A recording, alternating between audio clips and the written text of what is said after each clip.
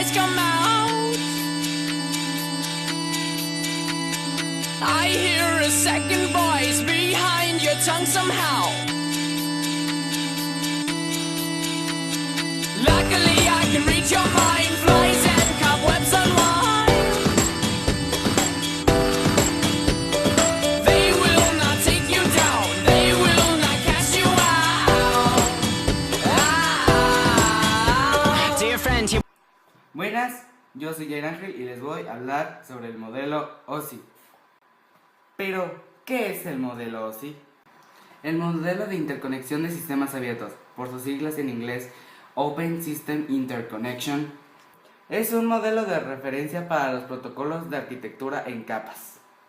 Creado en 1980 por la Organización Internacional de Normalización, se ha publicado desde 1983 por la Unión Internacional de Telecomunicaciones y desde 1984 la Organización Internacional de Normalización también lo publicó con estándar. Su desarrollo comenzó en 1977. A principios de 1980, el desarrollo de redes originó desorden en muchos sentidos. Se produjo un enorme crecimiento en la cantidad y tamaño de las redes. A medida de que las empresas tomaban conciencia de las ventajas de usar tecnologías de conexión, las redes se agregaban o expandían a casi la misma velocidad a la que se introducían las nuevas tecnologías de red.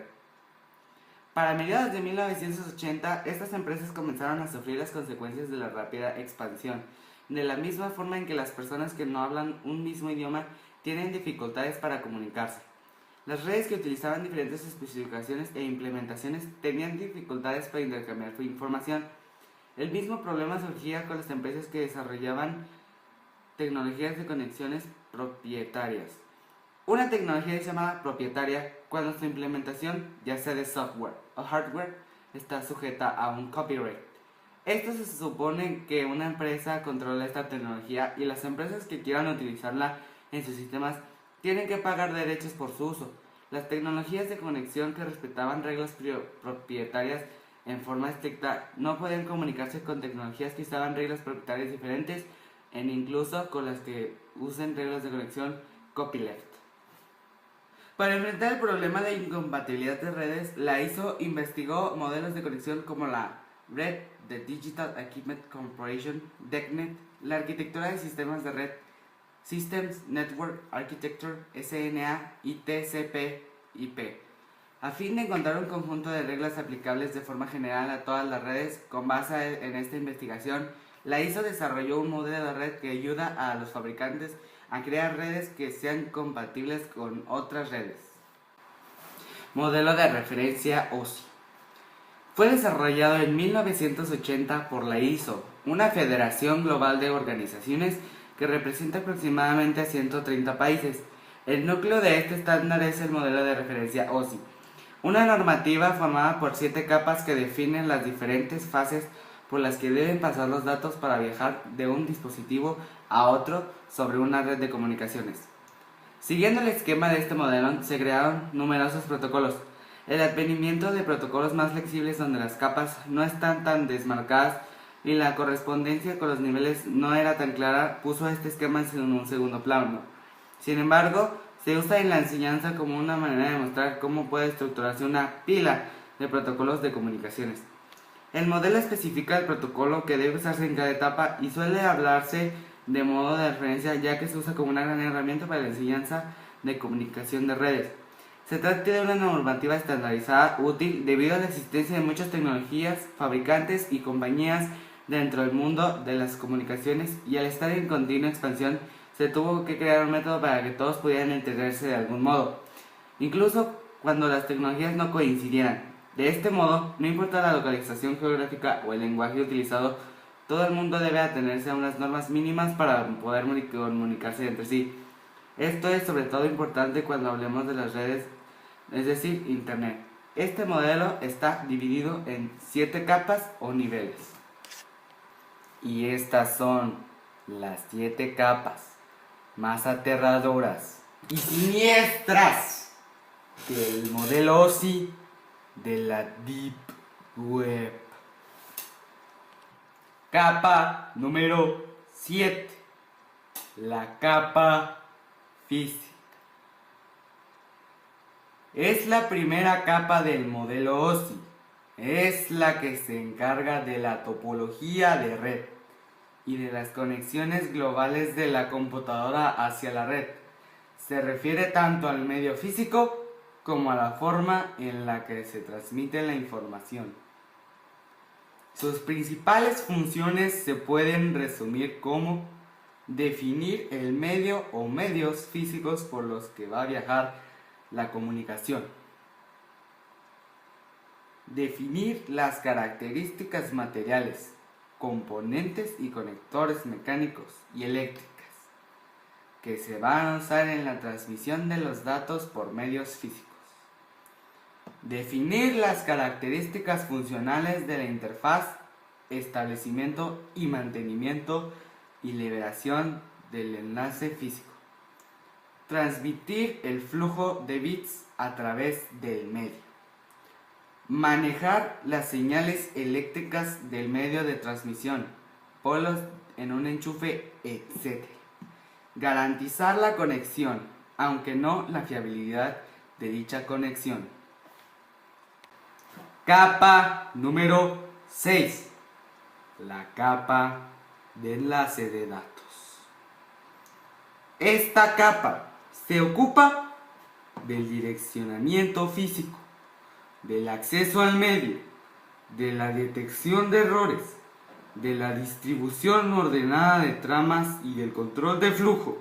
Es uno de los aspectos más importantes que revisar en el momento de conectar dos ordenadores, ya que está entre la capa 1 y 3 como parte esencial para la creación de sus protocolos básicos, para regular la forma de la conexión entre computadoras, así determinando el paso de tramas. Trama es igual a unidad de medida de la información en esta capa, que no es más que la segmentación de los datos trasladándolos por medio de paquetes, verificando su integridad y corrigiendo los errores. Por lo cual es importante mantener una excelente adecuación al medio físico. Capa número 5. La capa de red. Esta capa se encarga de identificar el enrutamiento existente entre una o más redes. Las unidades de información se denominan paquetes y se pueden clasificar en protocolos enrutables y protocolos de enrutamiento. Enrutables viajan con los paquetes IP, IPX, AppleTalk.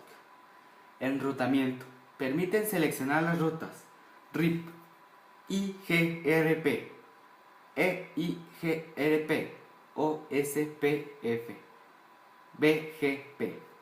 El objetivo de la capa de red es hacer que los datos lleguen desde el origen al destino, aun cuando ambos no estén conectados directamente. Los dispositivos que facilitan tal tarea se denominan encaminadores o enrutadores, aunque es más frecuente encontrarlos como en el nombre en inglés routers. Los routers trabajan en esta capa, aunque pueden actuar como switch de nivel 2 en determinados casos, dependiendo de la función que se les asigne. Los firewalls actúan sobre esta capa principalmente para descartar direcciones de máquinas. En este nivel se realiza el direccionamiento lógico y la determinación de la ruta de los datos hasta su receptor final. Capa número 4. La capa de transporte.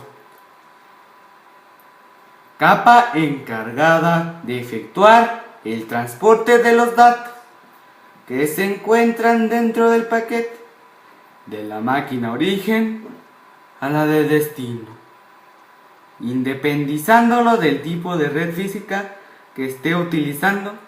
La PDU de la capa 4 se llama segmento o datagrama dependiendo de si corresponde a TCP o UDP. Sus protocolos son TCP y UDP. El primero orientado a conexión y el otro sin conexión. Trabajan por lo tanto con puertos lógicos y junto con la capa de red dan forma a los conocidos como sockets IP puerto. Capa número 3. La capa de sesión. Esta capa es la que se encarga de mantener y controlar el enlace establecido entre dos computadores que se estén transmitiendo datos de cualquier índole. Por lo tanto, el servicio provisto por esta capa es la capacidad de asegurar que, dada una sesión establecida entre dos máquinas, la misma se pueda efectuar para las operaciones definidas de principio a fin, reanudándolas en caso de interrupción. En muchos casos, los servicios de la capa de sesión son parcial o totalmente prescindibles. Capa número 2. La capa de presentación. El objetivo es encargarse de la representación de la información de manera que, aunque distintos equipos puedan tener diferentes representaciones internas de caracteres, los datos lleguen de manera reconocible.